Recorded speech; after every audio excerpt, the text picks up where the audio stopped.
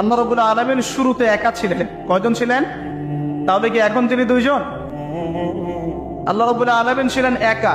মনে রাখবেন, কোন সৃষ্টি একা থাকতে পারে না। আল্লাহ রাব্বুল আলামিন স্রষ্টা, তিনি একা থাকতে পারেন। চিরকুমার সংঘে নাম লেখানো বন্ধ করতে হবে।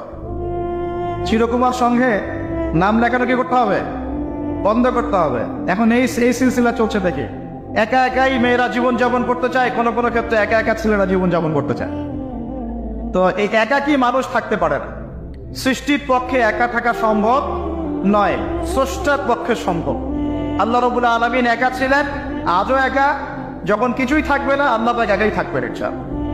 আল্লাহ পাক সূরা হাদীদের মধ্যে বলছেন, হুয়াল আউয়াল ওয়াল আখির, আল্লাহ পাক প্রথম, ওয়াল আখির আল্লাহ পাক শেষ, ওয়াল যাহির আল্লাহ পাক প্রকাশ্য, ওয়াল বাতিন আল্লাহ পাক গোপন, ওয়া হুয়া বিকুল্লি শাইইন আলিম, আল্লাহ পাক প্রত্যেকটা বিষয় সম্পর্কে সম্যক জ্ঞানী। তাহলে এই আয়াত থেকে বুঝতে পারছি, যখন কিছুই ছিল না আল্লাহ পাক ছিলেন, আবার যখন কিছুই থাকবে না কে থাকবেন?